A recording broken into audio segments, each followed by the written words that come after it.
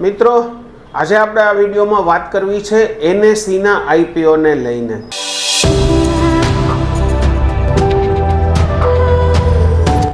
તો બહુ ટૂંકા સમયમાં એનએસસીનો આઈપીઓ આવે એવું લાગી રહ્યું છે।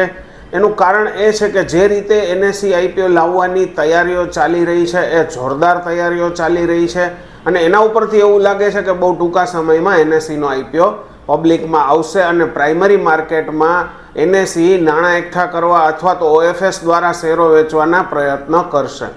જો એનએસસીનો આઈપીઓ આવે તો એની સાઇઝ આશરે 20થી 30 હજાર કરોડ હોવાની શક્યતા રહેશે, કારણ કે જે એનું વેલ્યુએશન છે એનએસસીનું એ આશરે 3 લાખ કરોડ આસપાસનું છે। એટલે એવું કહી શકાય કે મેગા આઈપીઓ આવશે અને 20થી 30 હજાર કરોડનો આઈપીઓ આવશે, ઐતિહાસિક આઈપીઓ આવશે અને જેને કહેવાય ને કે ક્યારેય ઇન્ડસ્ટ્રીઝમાં, પ્રાઇમરી ઇન્ડસ્ટ્રીઝમાં ક્યારેય આવો એક પણ આઈપીઓ નહીં આવ્યો હોય તેવો આઈપીઓ આવવાની તૈયારીઓ જોરશોરથી ચાલી રહી છે અને એનએસસીના આઈપીઓના આવવાના ભણકારા વાગી રહ્યા છે। એનએસસીનો આઈપીઓ ઓવરઓલ જોવા જાય તો ખૂબ ઝડપથી આવશે અને જો એનએસસીનો આઈપીઓ આવે અને એનું લિસ્ટિંગ થાય અને જો પ્રીમિયમથી લિસ્ટિંગ થાય તો ઘણી બધી કંપનીઓ મેગા આઈપીઓ લઈ આવવા માટે તૈયાર બેઠી છે।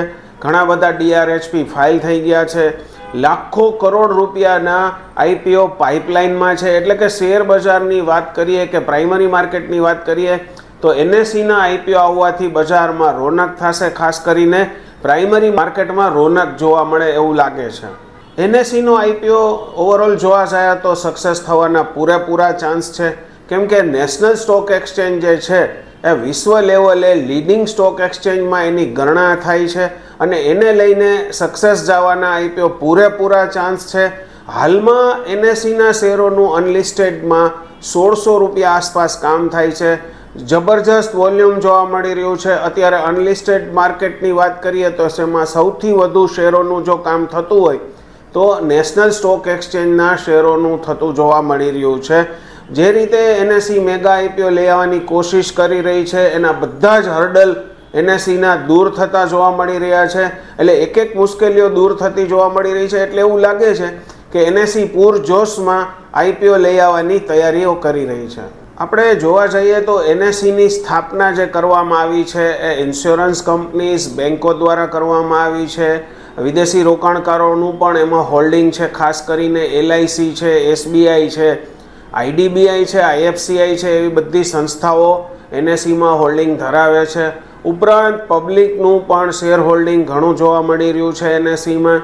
આ વિડીયોમાં એનએસસીના શેર હોલ્ડિંગ પેટર્નના પણ ડિટેલ્સ આમાં આપવામાં આવી છે, જે આપ તમને જોવા મળશે। એટલે કે જે સ્થાપના કરવામાં આવી એનએસસીની એમાં ગવર્મેન્ટનો કોઈ હાથ નથી, ફક્ત ને ફક્ત નાણાકીય સંસ્થાઓ, ખાસ કરીને વીમા કંપનીઓ, બેન્કોનો સાથ છે અને એના દ્વારા આ એનએસસી રન કરવામાં આવી રહ્યું છે।